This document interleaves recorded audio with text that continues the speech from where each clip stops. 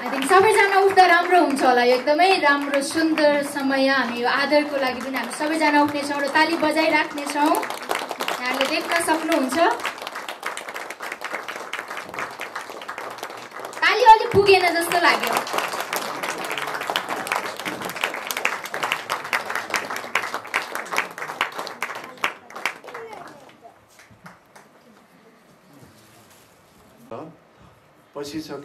पसिसकेको हराइसकेको र त्यसमा रमाइसकेको रमाइरहेको व्यक्तिलाई यो खुपेन सुनवार भन्ने एउटा मानवले कहाँ छौ तिमी, को हौ तिमी, म यस्तो यो अलिक काम गर्नु पर्यो लु भनेर मलाई झकझगाउनु हुँदाखेरि म झकझकिने अवस्थामा रहेछु।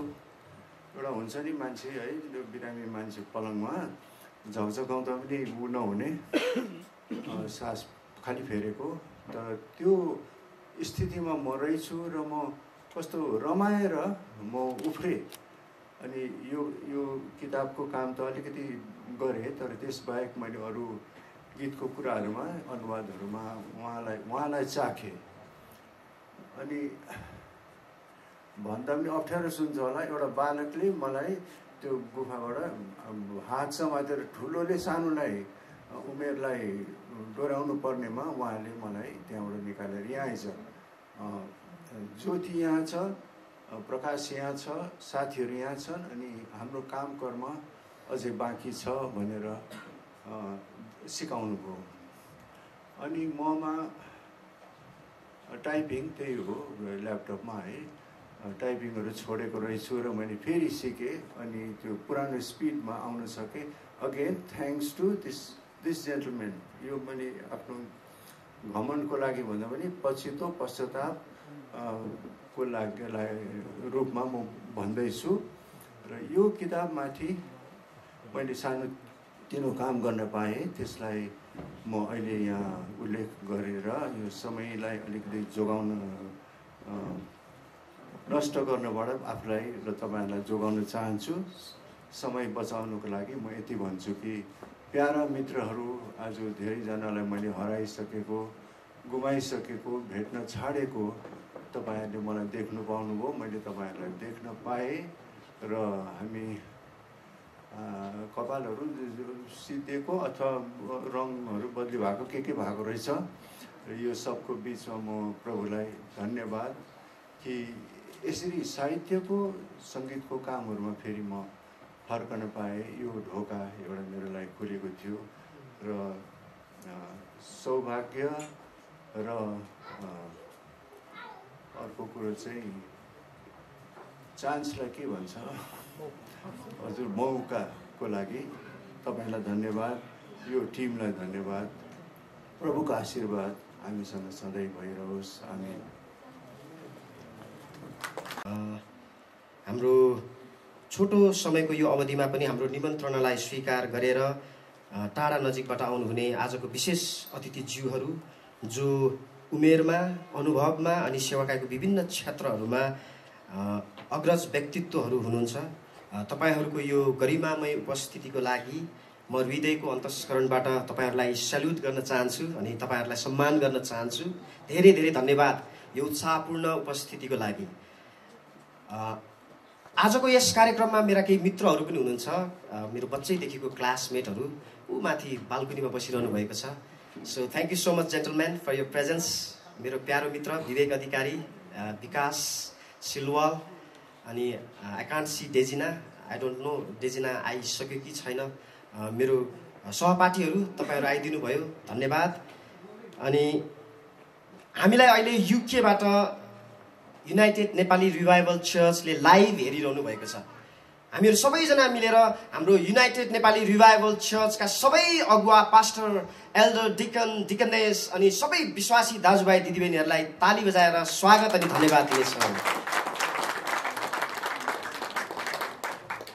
अनि त्यति मात्र नभएर मेरो परिवारका केही सदस्यहरू हुनुहुन्छ, मेरो इनलजहरू, मेरो बुवा, मम्मी, सासू, आमा, ससुर बुवा, मेरो पूजनीय आमा, अनि अब यो सबै जुन मैले साहित्यकार, गीतकार, कवि भन्ने जुन उपनामहरू पाएको छु, यो सबै पाउनुको पछाडि सर्वशक्तिमान परमेश्वरको ठुलो हात छ। म जुन स्थानमा छु त्यो स्थानमा परमेश्वरले नै मलाई राख्नु भएको हो।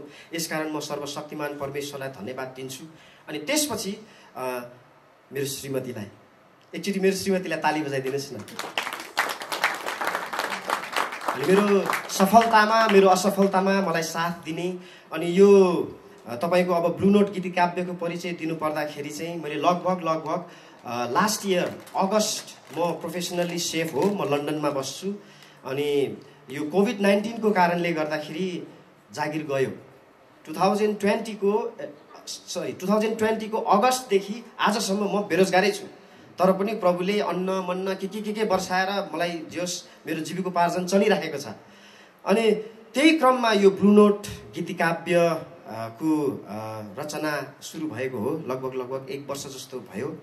अनि यो ब्लू नोट को अर्थ चाहिँ यो एउटा म्युजिकल टर्मिनोलोजी हो। सायद हाम्रो हेप्जिबा ब्यान्ड अनि अरू थुप्रै यहाँ सङ्गीतकर्मीहरू हुनुहुन्छ। हाम्रो एकजना एकदमै प्रसिद्ध सङ्गीतकर्मी हुनुहुन्छ यहाँ, सुभाषजी, तपाईँलाई स्वागत छ। थ्याङ्क यू, आइदिनु भयो। अनि उहाँहरूले बुझ्नुहुन्छ यो ब्लू नोट भनेको के हो भन्ने कुरा। अङ्कलले त झन् धेरै राम्रोसँग बुझ्नुहुन्छ। यो ब्लू नोट चाहिँ तपाईँको ब्लुज अनि ज्याजमा युज हुने एउटा नोटेसन नोट हो। अनि यो चाहिँ धेरै वर्ष अगाडि सम्भवतः 40औं के अरे यो 1940s देखि 60s सम्म जुन निग्रोहरू, काला जातिहरू जुन दासत्वमा परेका थिए, अनि उनीहरू दासत्वमा पर्दाखेरि उनीहरूको त्यो आफ्नो पीडलाई, पीडालाई, उनीहरूको रोदनलाई व्यक्त गर्दाखेरि यो नोटमा चाहिँ उनीहरूले त्यो गीतहरू गाउँथे।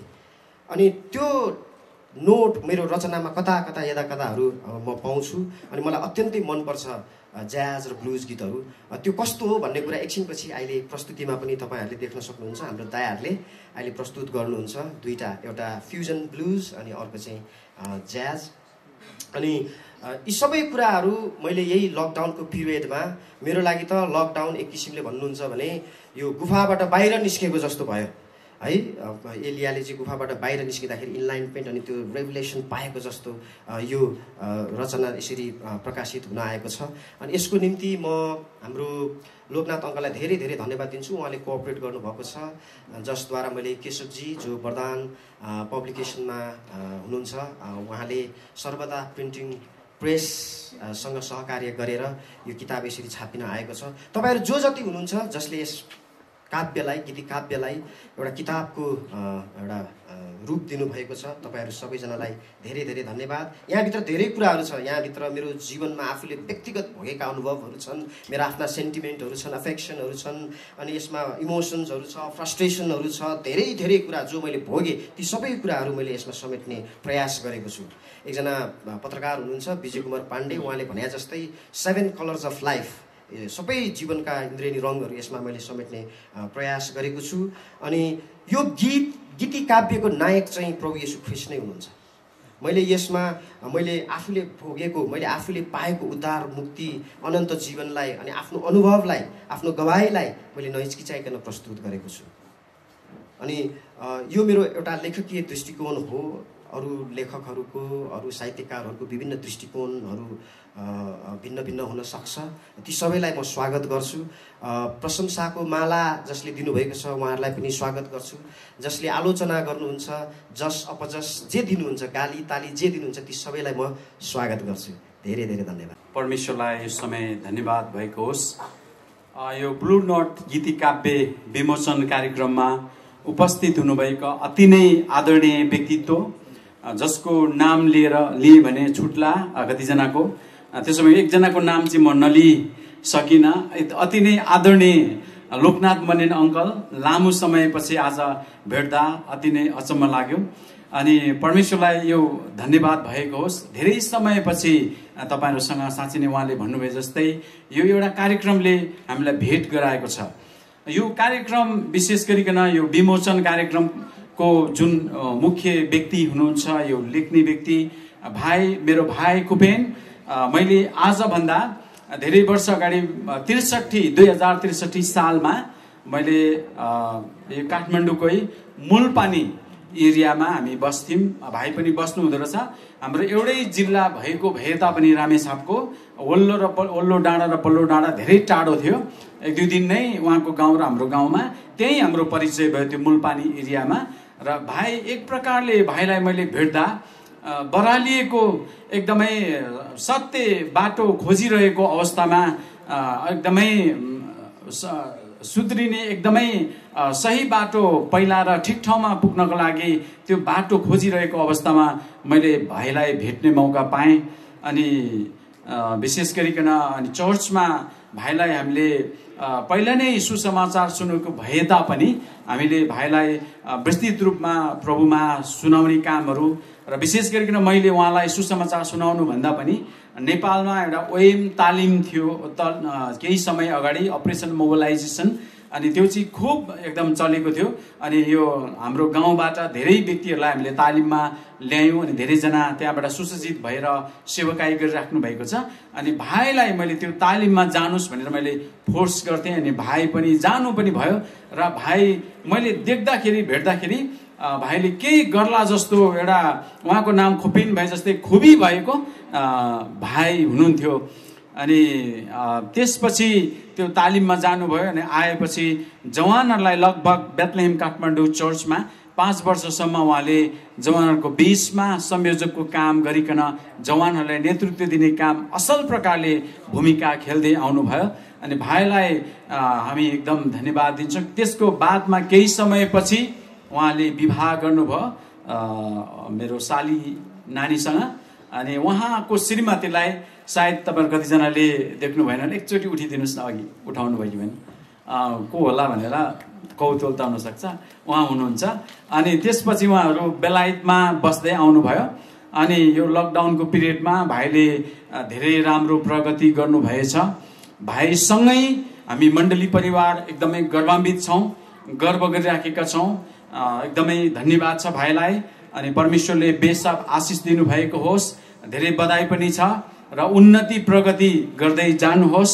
अनि परम प्रभुले तपाईलाई सहायता गर्नुभएको हुनेछ र तपाईको यो पुस्तक, तपाईले लेख्नुभएको पुस्तकबाट धेरै मानिसहरूले यो पुस्तक पढेर धेरैको जीवन सुध्रेर सही ठाउँमा आएर तपाईँ जस्तै उन्नति गर्ने व्यक्तिको रूपमा हुन सकेको होस् भनिकन म भन्न चाहन्छु।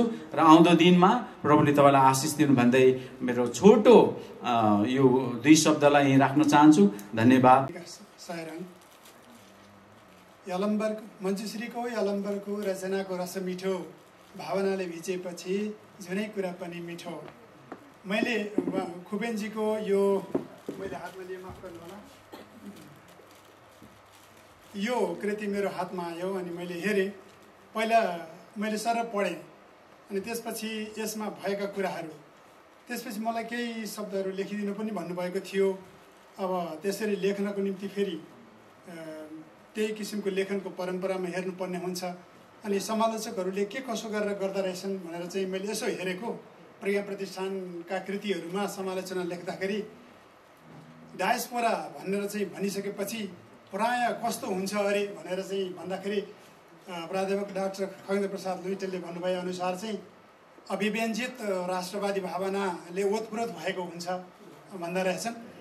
हुन पनि हो, धेरै जसो चाहिँ टाढा गइसकेपछि गाउँ गुमाएँ, गाउँको खानेकुरा गुमाएँ भनेर नि वेदना पोखिराखेका हुन्छन्। अनि यसो भन्दाखेरि चाहिँ धेरैजना समालोचकहरू, लेखक, साहित्यकारहरूले भन्ने कुरा चाहिँ यो खालको विदेशमा बसेर लेख्नेहरूले चाहिँ एस्थेटिक नस्टाल्जिया प्रदर्शन गर्दछन्। अर्थात् यसलाई चाहिँ सौन्दर्यात्मक नस्टाल्जिया, विरहीपन, सौन्दर्यात्मक विरहीपन चाहिँ हुँदो रहेछ, नैराश्यताको भावनाको प्रकट हुँदो रहेछ भन्दो रहेछन्। अनि मैले यसो हेर्दाखेरि कतै कतै अब समालोचकले जताबाट पनि हेर्न सक्ने भयो, कतै कतै त्यस्ता भए तापनि मैले चाहिँ वास्तवमा हेर्नु पर्दाखेरि एस्थेटिक अप्टिमिजम नै भन्नुपर्छ साहित्यमा। किनभने यसमा चाहिँ एक किसिमले आशावादले नै यसमा आशाकै कुरा छ। किनभने यो त मैले पढ्दाखेरि मेरो विश्वासलाई उत्थान गर्ने, प्रेरणा गर्ने, विश्वासीलाई उत्साह दिनकै निम्ति लेखेको छ। त्यस कारणले गर्दाखेरि यहाँ त आशा छ र यहाँ त यस्तो निश्चयता छ कि जसरी मैले देखेँ मेरो रब्बीको रित्तो चिहान, उहाँले चाहिँ एउटा रित्तो चिहान कवितामा लेख्नु भएको छ लास्टका 2 लाइन, जसरी मैले देखेँ मेरो रब्बीको रित्तो चिहान त्यसरी म देख्छु म आफै गाडिएको रित्तो चिहान। यस्तो खालको पुनरुत्थानको विश्वास, येशू ख्रीष्ट आउनुहुँदा न्याय गर्नुहुँदा हाम्रो पुनरुत्थान हुन्छ र हामी अनन्त राज्यमा प्रभुसँग हुन्छौँ भन्ने खालको विश्वास भावना व्यक्त भएका छन्। त्यसकारणले गर्दाखेरि यो अति अर्थपूर्ण छ। हुन त अब साहित्यलाई कुनै प्रयोजनसँग गाँसेर जोडेर हेर्नु हुँदैन भन्नेहरू पनि छन्। साहित्य आफैमा आर्ट फर आर्ट सेक भन्दछ, कला कलाको निम्ति हुन्छ, कला कलाकै निम्ति प्रशंसा गर्नुपर्छ, यसको प्रायोजन हुँदैन। धार्मिक, आर्थिक, राजनीतिक, सांस्कृतिक प्रायोजन भने तापनि ती कुराहरू मान्य हुँदैनन्। कला कलाकै निम्ति हुन्छ भने तापनि मैले चाहिँ अलिकति आफू भन्नुपर्छ, मेरो विश्वाससँग उत्प्रेरणा दिने, उत्साह दिने किसिमको हुनाले यसको प्रायोजन चाहिँ प्रभु येशूको महिमा हो भनेर चाहिँ भन्नुपर्दछ मैले। र अन्त्यमा मैले सिधैसकै माफ गर्नुहोस्, अन्त्यमा भन्नुपर्दाखेरि अब समालोचकको दृष्टिकोणबाट हेर्दाखेरि अब शैली पनि भन्ने गर्छन्, यस्तो छ शैली भनेर भन्ने गर्छन्। अब यसमा कुनै किसिमको क्लिष्टता, जटिलता, त्यस्तो अप्ठ्यारो कुनै छैन, सरलता, मिठासपन छ र स्पष्ट विचारहरू छन्, कलात्मक छन्, प्रतिबिम्बात्मक छन्, आलङ्कारिक छन् र साह्रै सुन्दर कृति छ। वास्तवमा कला अमर हुन्छ, जीवन क्षणभङ्गुर हुन्छ हैन। The art is permanent and life is transient भनेर भन्दछ। अन ए क्वेसन अन भन्ने एउटा जोन किट्सको कविता छ, त्यसको मूल मर्म भनेको art is permanent and life is transient, temporary. अनि यो एउटा कला, सुन्दर कला जन्मेको छ, यो अमर रहन्छ। यसलाई हामीले माया गरौँ, यो सुन्दर छ, अति अर्थपूर्ण छ भन्दै भाइ खुपेनजीलाई हार्दिक धन्यवाद र बधाई ज्ञापन गर्दछु र यो समयको लागि दिनुभएको लागि पनि धन्यवाद। अभिवादन, सालोम। पार्टीकै कारणले गर्दा म आएको होइन आज, सायद पार्टीसँगै रिलेटेड भएको भए कार्यक्रम राम्रै हुन्थ्यो होला मेरो लागि चाहिँ। तर पनि यो साहित्यसँग ज्यादै जोडिएको, नातै जोडिएको, नाम जोडिएको कारणले गर्दा मैले निम्तो पाएँ। भाइ खुपेन, धेरै धन्यवाद। र यहाँहरूलाई भेट्ने मौका भयो, विशेष गरी दाजु लोकनाथ। मैले त गुरु मान्छु है, तपाईँहरूले कस्तो मान्नुहुन्छ थाहा छैन। मैले खास गरी यो उहाँले पहिले एउटा, आज भेद खोलिदिउँ कि कतै, एउटा साधु भन्ने नाममा, छद्म नाममा आर्टिकल लेख्ने गर्नुहुन्थ्यो।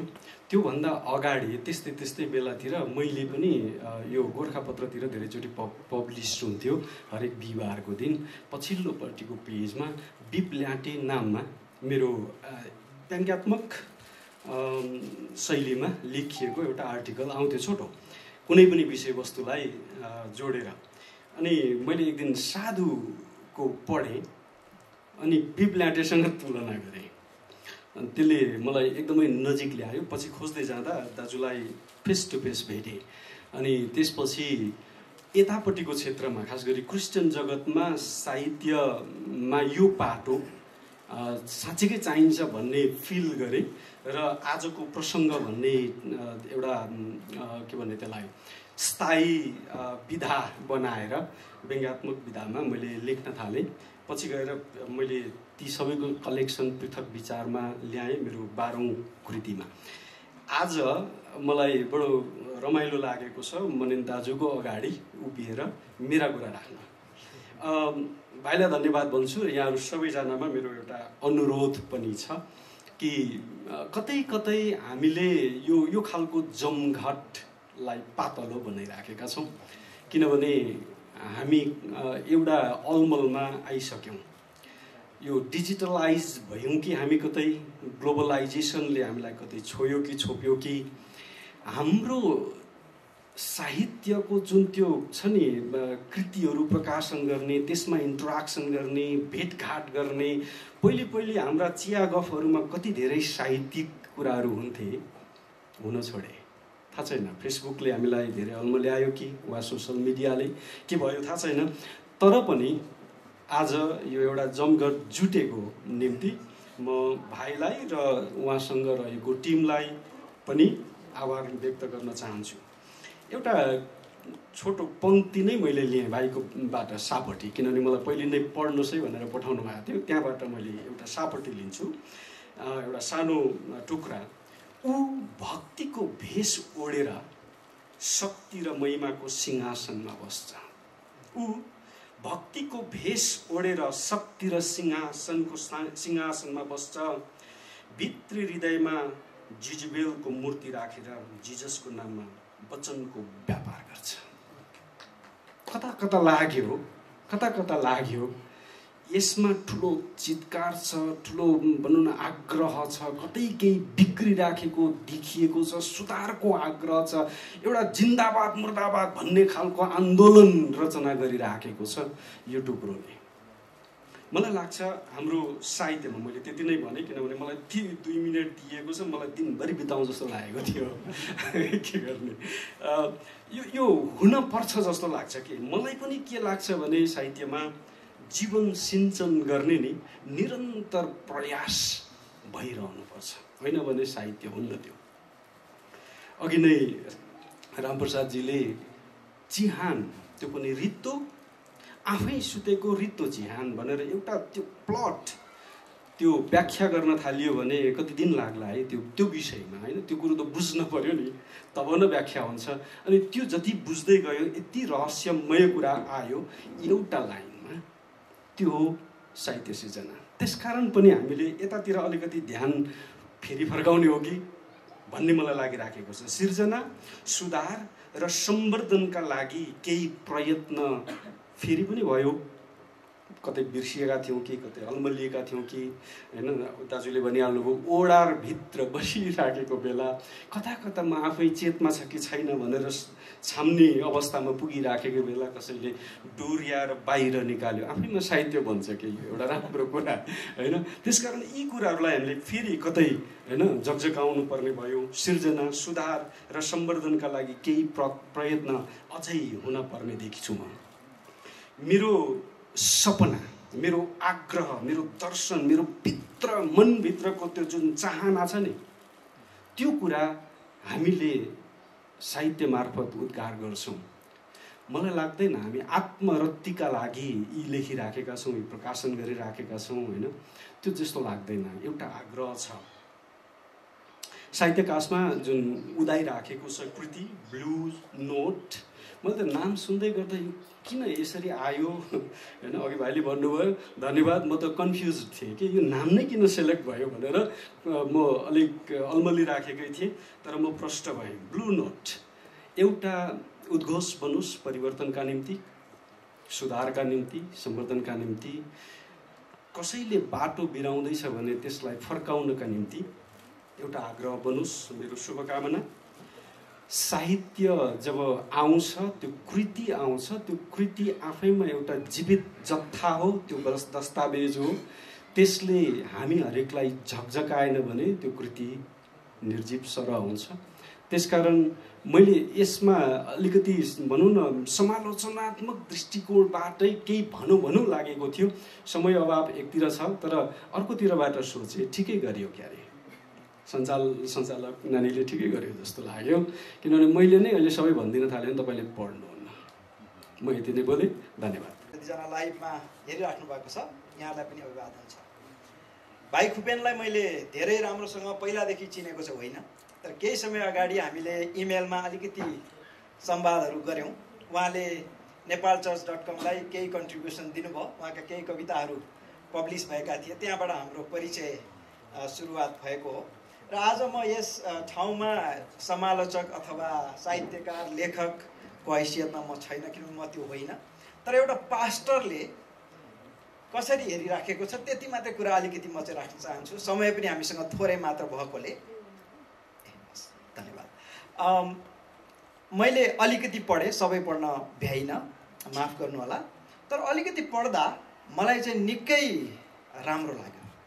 अनि एउटा पाठक, सामान्य पाठकले के चाहन्छ भने त्यो पढ्दै गर्दा उसमा इन्ट्रेस्ट अझै जाग्दै जानुपर्छ, अझै पढम लाग्ने हुनुपर्छ, अनि मात्रै पढ्छ। त्यो चाहिँ सामान्य व्यक्तिको। सँगसँगै एउटा क्रिस्चियन भइसकेकोले प्रभुको महिमा यहाँ कहाँनिर छ, ग्रेट कमिसन र ग्रेट कमान्डमेन्टलाई यसले कहाँ सम्बोधन गर्यो त भन्ने पनि दृष्टिकोण एउटा पास्टर अथवा एउटा कमिटेड क्रिस्चियनले जहिले पनि गर्छ। अनि आजको मलाई लाग्छ फेभरेटमा परेको त्यो रित्तो चिया नै हो जस्तो लाग्छ। मैले पनि त्यसैमा थोरै कमेन्ट गर्न चाहेँ।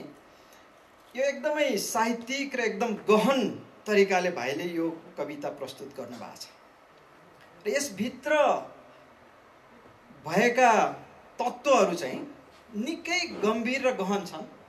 हुन त लेखकले कुन विचारले लेख्छ र पाठकले त्यसलाई कुन विचारले लिन्छ त्यो फरक हुन्छ। कतिपटक युनिभर्सिटीमा समालोचना गर्दाखेरि जसको कृति हो उसैले जाँच गर्दा आफूले भनेको कुरो केही पनि हुँदैन, त्यहाँ अर्कै कुरो हुन्छ र त्यही व्यक्तिले सबैभन्दा धेरै मार्क्स पनि ल्याउन सक्छ।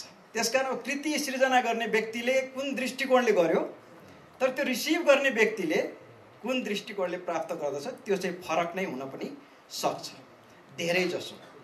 तर पनि भाइको कृतिमा धेरै कुरा मिसाइएको छ। यो नेपाली थकाली खाना जस्तो मलाई लाग्यो, जसमा थालको वरिपरि थरी थरीका परिकारहरू छन्। सबै खाना सबैलाई मन नपर्न सक्छ। कोहीले पिरो नखाने अचार चाहिँ छुट्याउँछ, कोहीले दही नखान सक्छ, कोहीले के नखान सक्छ। तर मनपर्ने चिज 10 आइटममा 5, 6, 7 आइटम त हुन्छ, 2-3 आइटम छुट्याए पनि। यसरी यो कवितामा मैले देखेको चाहिँ एउटा ह्युमन साइकोलोजीबाट सुरु गरेर हिस्ट्रीको व्याख्या त्यसमा अलिकति छ, कन्टेम्पोरेरी पोलिटिक्स र प्रेजेन्ट पोलिटिक्सलाई त्यही एउटा सानो कविताभित्र भाइले मजाले निचोरेर हाल्नुभएको छ। त्यहाँभित्र अपोलोजेटिक्स छ, केही साहसिक नामहरू पनि त्यहाँ छन् जुन नाम त्यसरी लेख्नलाई ठुलै मुटु चाहिन्छ। येशू ख्रीष्टको दोस्रो आगमन र त्यस बेला मलाई के हुन्छ त्यो समेत यसमा चाहिँ एउटै कवितामा अनि साथै उहाँको महिमा र आराधनालाई पनि व्यक्त गरिएको छ। ओभरअल त्यो एउटा कविता चाहिँ मैले देख्छु एउटा ट्रु स्टोरीको छोटो 1 पेजको व्याख्या भाइले यसमा गर्नुभएको छ। यसकारण म भाइलाई धेरै धन्यवाद बधाई दिन चाहन्छु। अघि नै पास्टरले भन्नुभयो यो मण्डलीको लागि गर्वको कुरा हो, गौरवान्वित छौँ भनेर म भन्न चाहन्छु हामी नेपाली भाषी विश्व मण्डलीकै लागि आज गौरवान्वित भएका छौँ भाइको कविता को पुस्तक प्राप्त गरेर। हस्, धेरै धन्यवाद। लोकनाथ मनेन, वरिष्ठ पास्टर दिनेश सुनवार, अनि त्यसै गरी भाषाविद रामप्रसाद अधिकारी, अनि जनजागरण पार्टीका अध्यक्ष भनेर सम्बोधन नगरौँ, उहाँ पास्टर हुनुहुन्छ, मैले पास्टरको हैसियतमा चिनेको उहाँलाई धेरै अगाडिदेखि। पास्टर डाक्टर बिपी खनाल, अनि त्यसै गरी साहित्यकार शेर इसी, अनि एसिएफ महासचिव उहाँ हुनुहुन्छ। त्यसै गरी आइटेन डिरेक्टर टङ्क सुवेदी लगायत यहाँ उपस्थित हुनुभएका आजका जति पनि परमेश्वरको जनहरू हुनुहुन्छ, त्यसै गरी यहाँ उपस्थित हुनुभएका मिडियाकर्मीहरू र आजको यो साहित्यलाई परमेश्वरमा प्रार्थना गर्नका लागि एकसाथ प्रभु यीशु ख्रीष्टले भन्नुभएको जस्तै उहाँको हैसियतमा हामी सहमति भएर जतिजना यहाँ उपस्थित हुनुभएको छ तपाईँहरू सम्पूर्णलाई प्रभु यीशु ख्रीष्टको जिउँदो नाममा जय मसीह।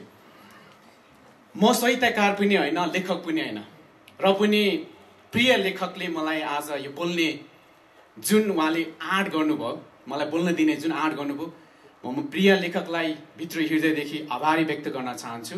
साथै हृदयको अन्तस्करणदेखि नमन गर्दै तपाईँलाई धन्यवाद टक्राउन चाहन्छु। आदरणीय व्यक्तित्वहरूको बिचमा यदि मैले 10-15 मिनट बोल्न थाल्यो भने तपाईँहरूको मानहानि हुनेछ।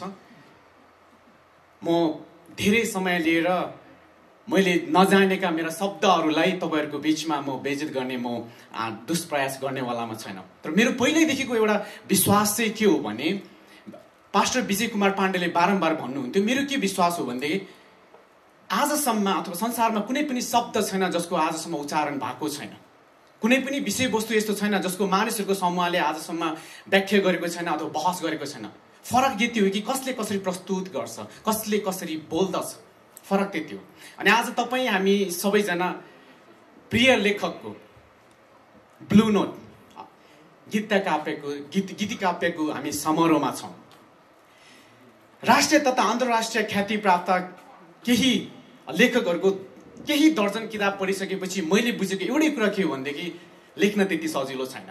अझ यसलाई ठाडो भाषामा भन्ने हो भने लेख्न निकै गाह्रो छ। कसलाई रहर हुँदैन होला त लेख्नका लागि, साहित्यकार भएर चिन्नका लागि, अनि मानिसहरूको बिचमा आफूलाई उभाउनका लागि कसलाई रहर हुँदैन होला। शब्दहरूको खोलामा हम्फालेर अनेकौं अग्ला छोटा झरनाहरूसँग बग्दै, अनेकौं आकारका ती ढुङ्गाहरूसँग चुम्बन गर्दै शब्दहरूको महासागरमा चुर्लुम्म डुबेर पौडी खेल्ने मेरो पनि ठुलो रहर छ, मेरो पनि इच्छा छ। तर यो रहर मात्र हो, यो ज्ञान होइन। रहर गर्नु स्वाभाविक जस्तो लागे पनि रहर गर्दैमा मात्र चाहिँ केही पनि नहुँदो रहेछ। मैले धेरैदेखि मैले नि कोसिस गरिरहेको छु, तर कोसिस त्यति धेरै आफूलाई चित्त बुझ्दो कहिले पनि भएको छैन। मैले यति मात्र भन्नु खोजेको कि हामी लेख्न त्यति धेरै सजिलो छैन। अनि आज जुन गीति काव्य समारोहको हामी बिचमा छौँ, प्रिय लेखक मेरो आदरणीय मिज्यू, प्रिय लेखकलाई मैले उहाँ बेलायतमा जानुभन्दा अगाडि पनि मैले उहाँलाई भनेका थिएँ। आज पनि म मेरो प्रिय लेखकको अगाडि नै त्यही वाक्यलाई दोहोऱ्याउने अनुमति चाहन्छु। मैले उहाँलाई भनेको थिएँ, शब्दहरूको छालमा, शब्दहरूको महासागरमा तपाईँले आफ्नो जुन पौडीबाज गर्ने तपाईँको आफ्नो जुन अन्दाज छ, तपाईँको त्यो अन्दाजको म हदैसम्मको ठुलो प्रशंसक हुँ। र आज पनि म त्यही दोहोऱ्याउन चाहन्छु, तपाईँको म हदैसम्मको ठुलो प्रशंसक हुँ।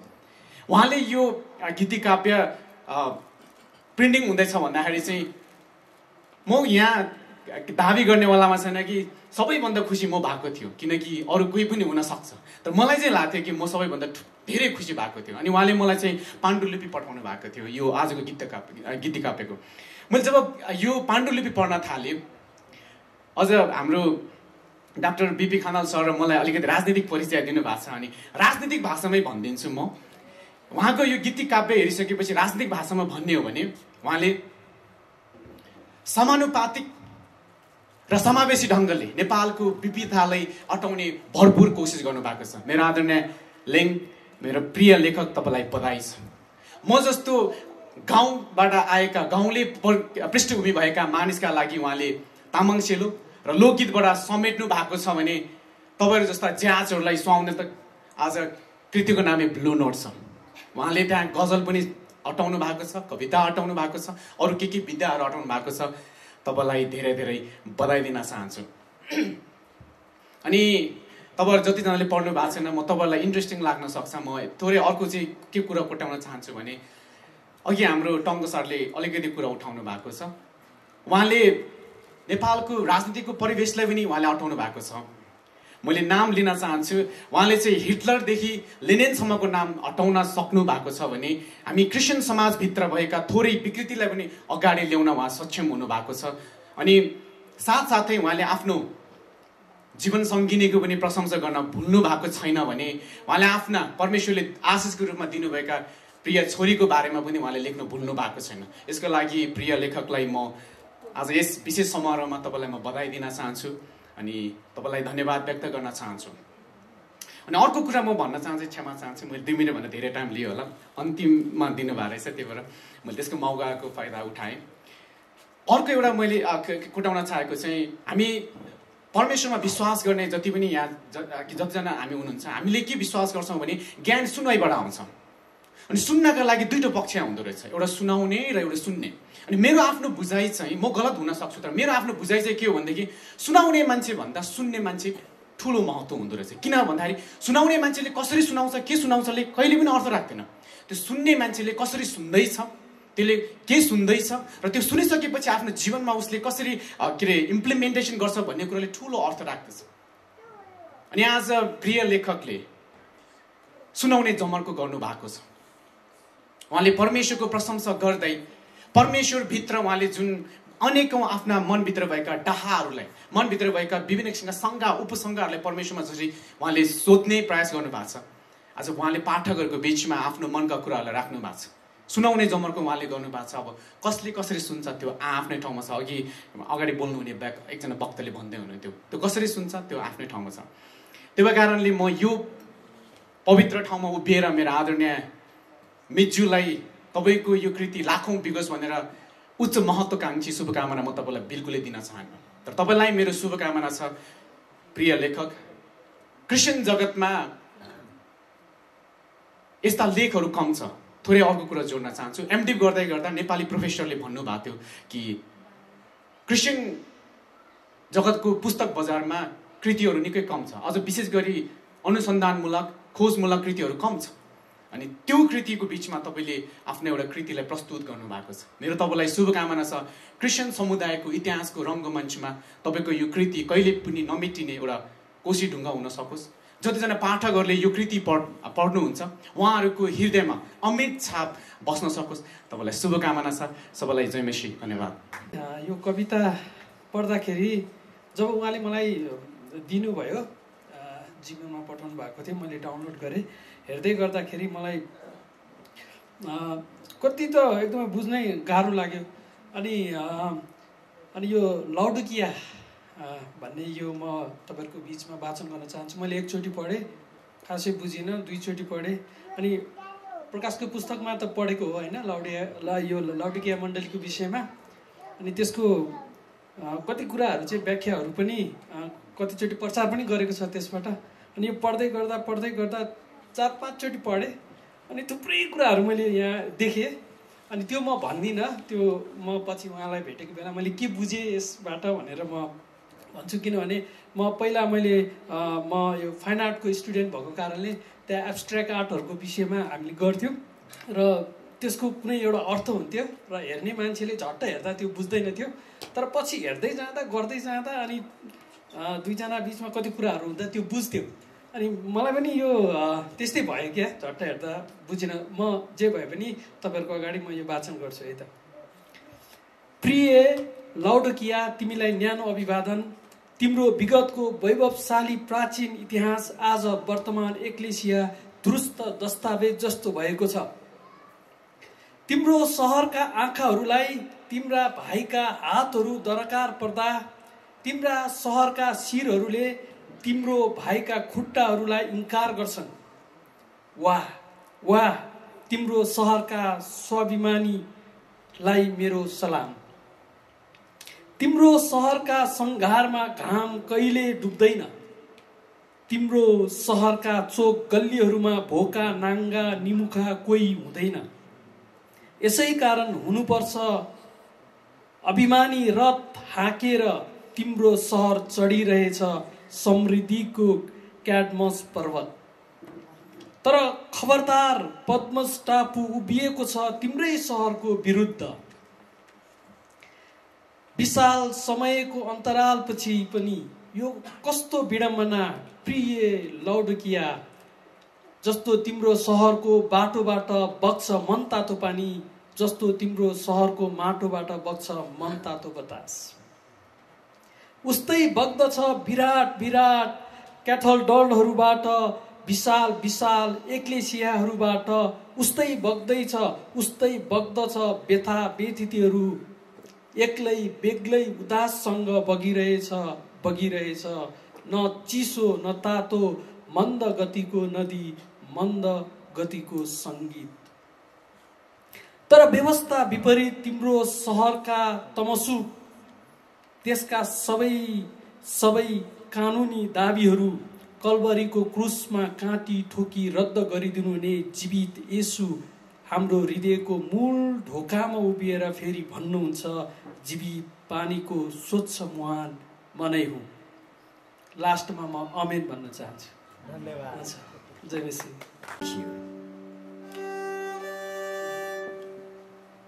सुसाइड नोट ऱ्याप्चरको विषयमा लेखिएको कविता हो, ट्रिलोजी एल्बमबाट।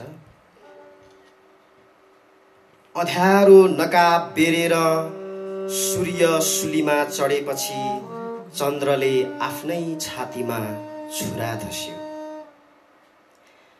अँध्यारो नकाब बेरेर सूर्य सुलीमा चढेपछि चन्द्रले आफ्नै छातीमा छुरा धस्यो।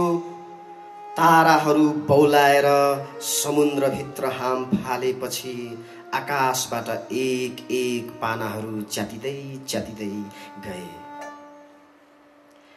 गगनचुम्बी पहाडहरू धरतीको पाठे घरमा सुटुक्क पसेपछि, गगनचुम्बी पहाडहरू धरतीको पाठे घरमा सुटुक्क पसेपछि समुद्रका टापुहरू शून्यताभित्र कतै बसाई सरे।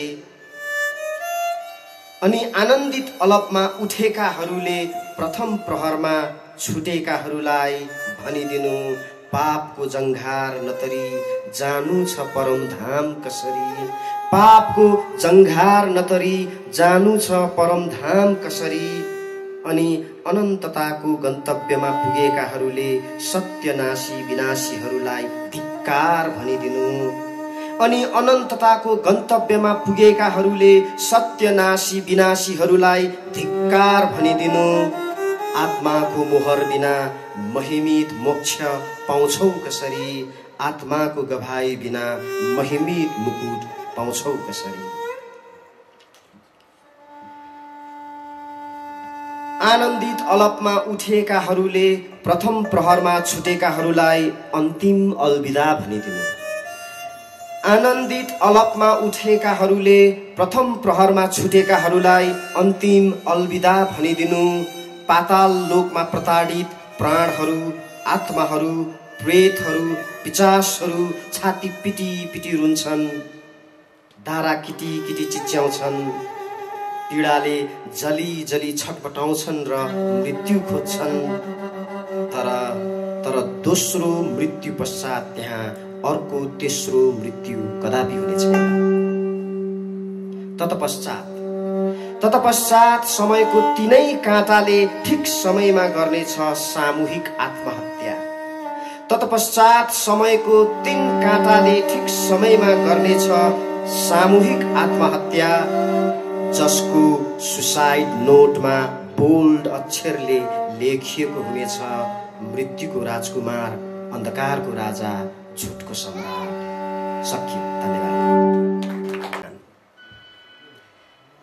निराशाको अँध्यारो क्षितिज छिवल्दै चराहरूको चिरबिर चिरबिर गीत सुनेर उठ्छिन् उनी सबेरै आफ्नो ओछ्यानबाट अनि भेट्न हिँड्छिन् मेरो रब्बीलाई सुगन्धित अत्तर धूप र द्रव्य बोकेर। अप्रत्याशित उनको आँखाले जब जे देख्छ, अप्रत्याशित उनको आँखाले जब जे देख्छ, भ्रम र भयले उनको अङ्ग अङ्गमा तरङ्ग उठ्छ। किनभने हिजो मारिएको मेरा रब्बी, गाडिएको उनको चिहान आज रित्तो रित्तो रित्तो देख्छ। आजसम्म पनि मेरो रब्बीको चिहान रित्तो नै छ। आजसम्म पनि मेरो रब्बीको चिहान रित्तो नै छ। नदेखेकाले भने रित्तो चिहान चोरी भयो, पहरेदारहरूलाई घुसखोरी भयो। उनीहरूले भने रित्तो चिहान अर्ध सत्य इतिहास हो, कथेर लेखेको कथा हो, मनगढन्त मिथ्या विवादास्पद अभिलेख हो। नास्तिक नित्से भन्छन् ईश्वर छैन, ईश्वर मर्यो। नास्तिक नित्से भन्छन् ईश्वर छैन, ईश्वर मर्यो। मर्न त थुप्रै मरे, नित्से स्वयं मरे, नित्सेहरू पनि मरे, हिटलरहरू, डार्विनहरू, मार्क्सहरू, स्टालिनहरू थुप्रै थुप्रै मरे। कस्ता कस्ता महावीरहरू मरे, कस्ता कस्ता सुरवीरहरू मरे, विद्वान विद्वान बुद्धहरू मरे, विराट विराट सम्राटहरू मरे। मै हुँ भन्ने सिकन्दर, मै हुँ भन्ने पैगम्बर, कति आए कति गए, सबैले आफ्नो चिहान खनेर गए। चिहानमाथि सबैले लास भएर गए। तर हिजो मारिएको मेरो रब्बी, गाडिएको उनको चिहान आज रित्तो रित्तो रित्तो छ। तर हिजो मारिएको मेरो रब्बी, गाडिएको उनको चिहान रित्तो रित्तो रित्तो छ। निश्चय नै म पनि मर्छु कुनै दिन, निश्चय नै म पनि मर्छु कुनै दिन। एकै क्षणमा, आँखाको एकै निमेषमा, तुरहीको आखिरी आवाजमा म देख्छु आफैले आफ्नो चिहान। अप्रत्याशित आँखाले जब म जे देख्छु, अप्रत्याशित आँखाले जब म जे देख्छु, म अचम्म मान्दै मान्दिन। जसरी मैले देखे मेरो रब्बीको रित्तो चिहान, त्यसरी म देख्छु आफू गाडिएको आफ्नै रित्तो चिहान, आफू गाडिएको आफ्नै रित्तो चिहान। धन्यवाद। ज्वालामुखी। राजनीतिक चेतले भरेको कविता एकदमै थोरै छ। यो कविता मेरो विचारमा बिपी दाइलाई अनि मेरो मिसजीलाई मनपर्छ होला। ज्वालामुखी। आँधी ओर्ली आएको छ, विद्रोहको बम फुट्नुपर्छ। आँधी ओर्ली आएको छ, विद्रोहको बम फुट्नुपर्छ। जङ्गबहादुर तेरो तरवार सामु नझुकेको मेरो शिर तयार छ। हो म गङ्गालाल पुनः सुलीमा झुन्डिन्छु। हो म गङ्गालाल पुनः सुलीमा झुन्डिन्छु। मुटु मुटुबाट नसा नलीबाट ज्वालामुखी धुवाँ उठ्नुपर्छ। एकपटक फेरि थोपा थोपा रगतले नयाँ इतिहास लेख्नुपर्छ, ताकि फेरि पटक पटक कोही नयाँ जङ्गबहादुर नजन्मोस्। धन्यवाद।